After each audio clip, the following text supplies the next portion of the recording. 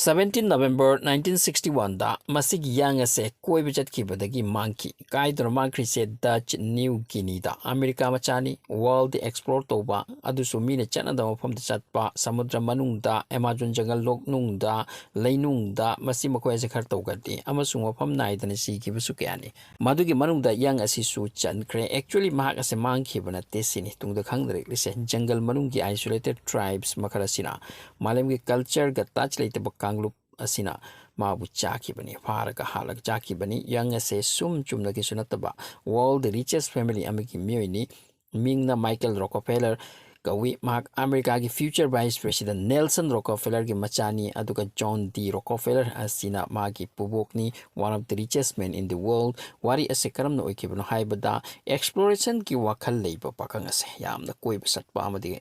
ang ku potse collection tora purakpa masiyam pame. So Dutch New Guinea ki jungle asom da boat amaga maki marup amaga exploring to bijat ki bani audagi maki boat ase akan bonong ni nusit lak panama se capsize wiki tamatam ising jangki audagi makoi gi hi ase asum chaki dranga ngasai gi isolated mi makhalam lai se makoi gi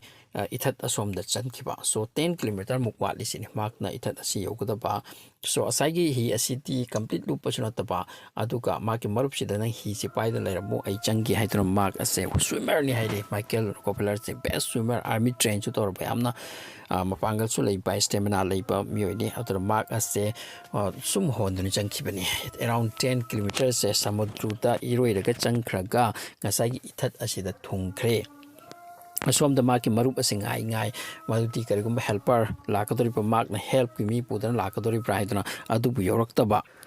aroi bada marup ase around 12 hours muk ar matung da samudruta maduda rescue hi mu laktona mausi pun chakre som da Rockefeller ase makhagi ai ithat asida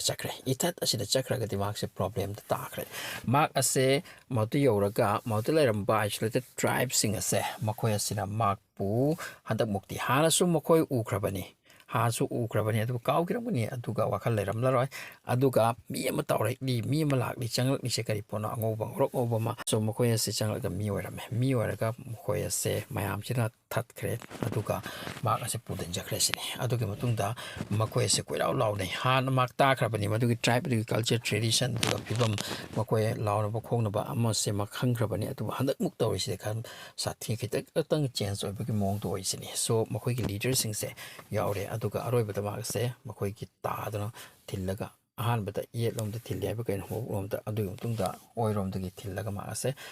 pudan chakra ga moi jungle manung da magse makoi ritual type makoi gi ritual do adu gi mong da events lo gi mong da to himnai maram di masigi tribe asida ango busing lak laga matam da su hana gi matang da khadna chaine ki be amadi makoi gi mising halam bagi madu gi achak pom se leisi so angang asida pakhang se ta ki bani sini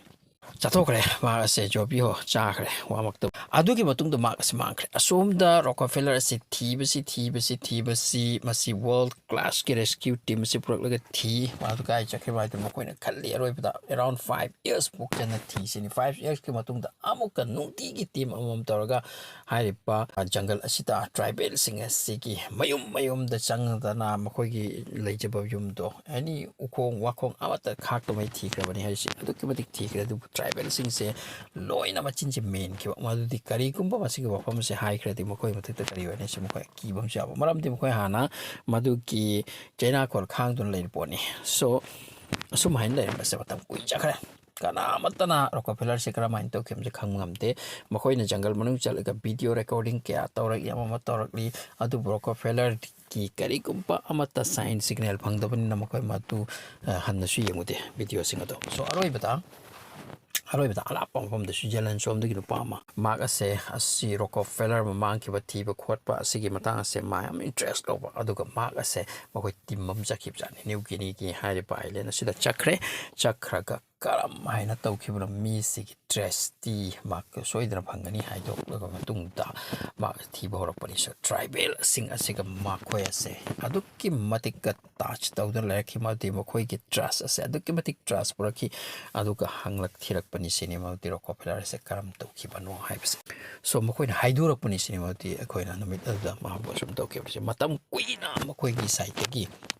haidoktre adugu nupa sira larep mi thoraki like da haibe theory is mention torke du Rockefeller ki imong manung de sai lupton si kipani haiba sida already thajadu laiba so Rockefeller da kari gino ngasai gi tribe sing chena yeng thiba mo pokrase masiki maram amsu hairi tribal sing ase makhoi ki makut na sapa u na haklaga sapa adugumba pot chei u ma kaklaga haklaga sapa ma da mi mai mathakta mi ma tongba manba adugumba pol awangba ma yengdam phajaba do ang suipa masi Rockefeller sina makhoi de ki lairaga ma ki father ki ama museum sira thamge sene museum ma lai sene makhoi mungi amna